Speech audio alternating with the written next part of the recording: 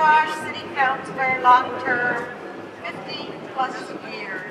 Anyhow, I want to invite you to see hitchBOT. Now, I think most of you will have witnessed our next guest, been on lots of television news broadcasts, and we feel honored to have hitchBOT here as she has traveled across the country to help us come today and celebrate the grand opening of Anvil Centre. Please give a warm welcome to Canada's most special robot, hitchBOT, along with her friend, Dr. David Smith.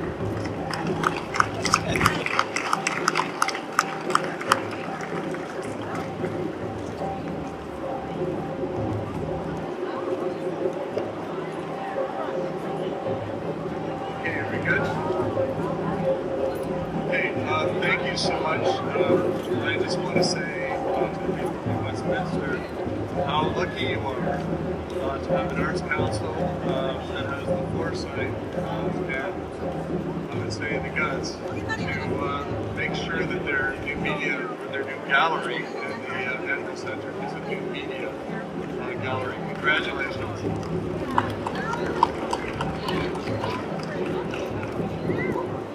So one of the great advantages of new media is that, of course, it's always changing and evolving. And I'm a new media practitioner, and I also work with students, teaching students about new media practices. One of the best things is that you will find that as we embrace new technologies, it is like the discovery of first-person perspective in the history of art. That you have a different way of viewing the world, and as you have this different way of viewing the world, you begin to cultivate new audiences. And as you cultivate new audiences, you cultivate new modes of expression, new modes of exhibition, and also you begin to change the cultural institutions that house these new media works. And hitchBOT, for me, is such a delightful surprise. I come from a background of traditional fine arts, a long history of painting and sculpting. And when people ask me what was my summer like, I tell them I have the best painting accident that you could ever have. So hitchBOT kind of surpassed all of our expectations. So the project, I'm just going to kind of go through like 10 or 15 minutes here and give you some history of the project, some context.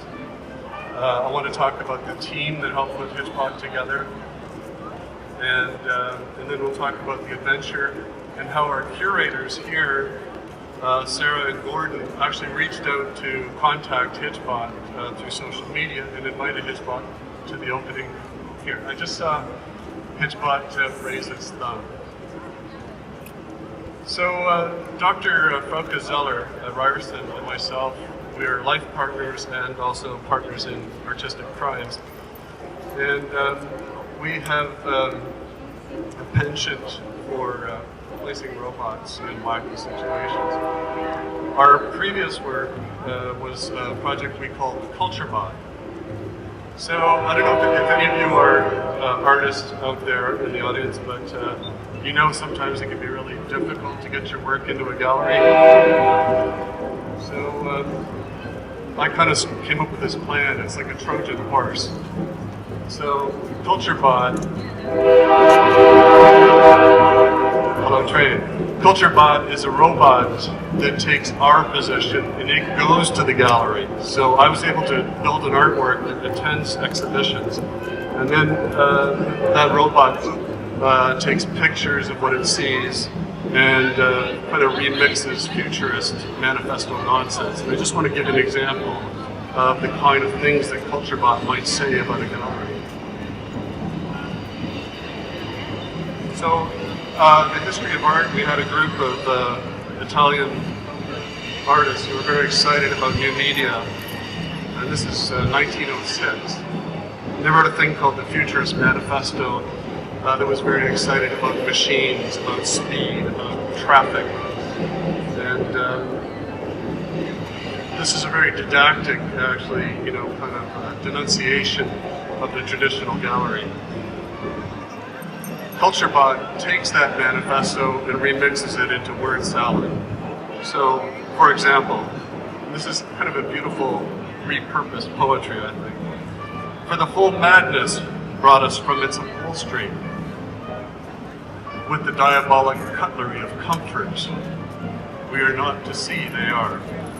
And so, hitchBOT is roving around the gallery, taking pictures of patrons, of wall plug-ins, of blank walls, and people are saying, well, how does a robot know what is art? To which we can just be quiet for a few minutes until it dawns on them. Yes, nobody really knows what is art. But they know that they've experienced it after the fact. So hitchBOT started out, as you can see, typical components that you might find in your garage or basement. And this is part of what we call maker culture. The great advantage of our contemporary digital culture is that you can find information, code, you can find techniques, processes, information on the internet to build almost anything that you can imagine. So we work with a team of multidisciplinary team of scientists. We've got speech recognition people from the University of Toronto, human-robot interaction specialists from Zeller, and our students. We had humanities students, engineering students, communication studies students. And together we developed a kind of do-it-yourself simple robot that has speech recognition and can carry on, pretty kind of wacky and unpredictable conversation with people. But it has a mission, and its mission was to get from one side of the country to the other. And if you know anything about robots, there's a definition of a robot is that it must have at least one moving part. So we kind of have a minimalist robot. It's like the Canada art. It does this one thing. But the reward for pulling over and picking up hitchBOT is that you'll have a kind of an unpredictable conversation. And as some young men found out in northern New Brunswick, they had hitchBOT for a few days. They were off on a camping trip. And they said, it's ironic, we picked up this, kind of not so smart machine. But in that time, the 3 days that we've had it, we've met and made more new friends than any other time of our life. So there's something about the adventure that hitchBOT manifested. It's similar to what we would maybe experience with the Mars rover. This is an adventure you can follow online. Many, many people can participate in it. And then there's also an experience on the ground. So from the moment we set hitchBOT off at the side of the road in Halifax, it was about less than 2 minutes. And the first car pulled over and picked up hitchBOT and it went on a camping trip in Kabujuak National Park. And thereafter, it had an adventure across the country. It started out rather clean. All these parts were new. The pool noodles we bought at Walmart, some brand new gloves. But what's happened along the way is that hitchBOT has picked up personal experience and personal experiences that were documented by the people who picked it up. So I believe in July, hitchBOT maybe had about 600 followers at the beginning of July. Today, hitchBOT online has 32,000 Twitter followers. There's over 1 million hits if you search for hitchBOT online now. News organizations from all over the world covered the adventure, and I think there's something like 20,000 international news articles now on hitchBOT. So the adventure along the way, hitchBOT went camping.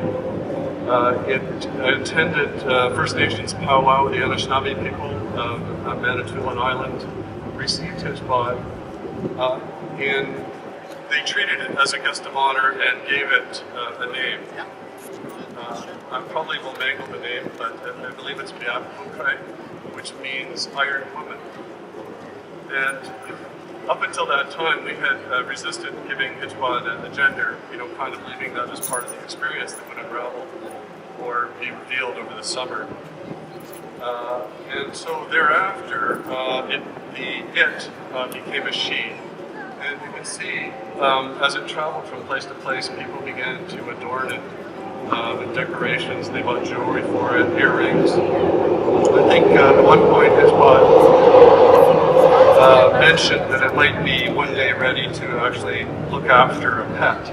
And so someone promptly went out and bought it a little stuffed puppy and a Dora the Explorer backpack to keep it in. After Ontario, hitchBOT traveled through the beautiful territory of the Canadian Shield, and you can see online many pictures of people camping with hitchBOT. hitchBOT's dipped its toes in Lake Superior. Did the Harlem Shake somewhere in Manitoba. I haven't seen the video, but apparently that's online someplace. A couple heading to a wedding in Kicking Horse Pass, which is golden just after you get into BC, showed up with hitchBOT at the wedding, and we believe this particular crack that we have here in hitchBOT's face was probably from being dropped on the dance floor. I think for us, one of the highlights, one of the highlights of the adventure was not knowing what would happen. So hitchBOT was actually lost to us, for several days. And it turned out that hitchBOT was hanging out with a band called The Wild, and Pistol Pete, the guitar player, had hitchBOT. So it's been a few days in the bar.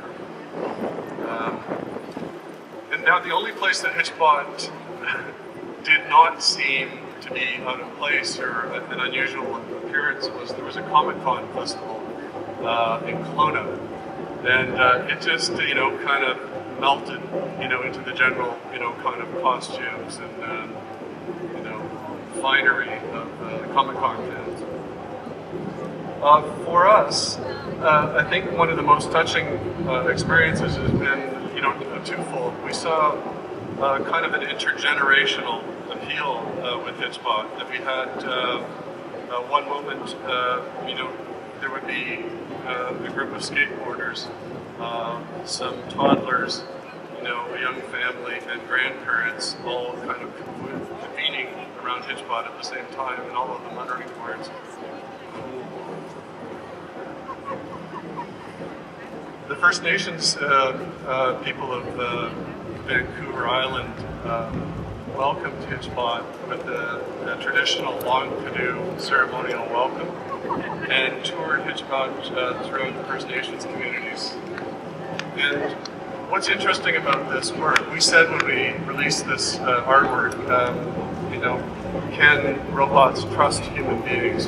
Kind of reversing the kind of typical paranoid question that we have about human-robot interaction. And one of the things that we can say about this is yes, that robots can trust human beings. And what we found with hitchBOT is that it seemed to, a piece of technology seemed to concentrate this type of reflection on who we are as a people, what kind of social, what are the qualities of social life in Canada. And if you see the Twitter feed, the kind of postings that people made, there's kind of an envy of cultures going on. A lot of people said, hey, that would never work in our country. Canadians, that kind of makes sense. They're crazy, and we did it. In spite of that, kind of humility, that we kind of experienced from other countries who said that they might not be able to pull off such an experiment, we now have invitations to take hitchBOT to many countries around the world, the Netherlands, Germany, Colombia. There's even some talk of hitchBOT perhaps doing a trip in the Amazon. So, so I think we are going to be situated back at the tent just up the road here. I really do have to say thank you so much to the curators at the New Media Gallery, to Sarah and Gordon. Thank you for your invitation. I'm really honored to be part of the opening of the new media gallery and the Anvil Centre. So thank you very much for coming out.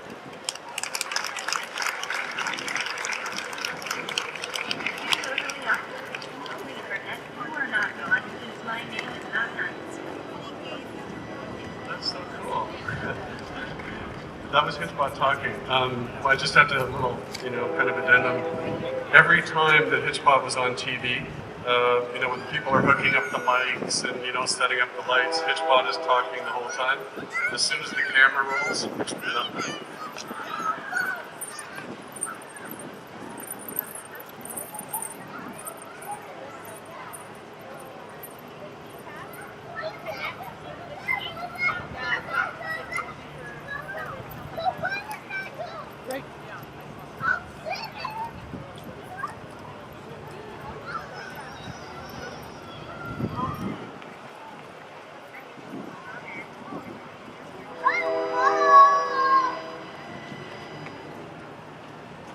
Once again, thank you to Dr. Smith and hitchBOT.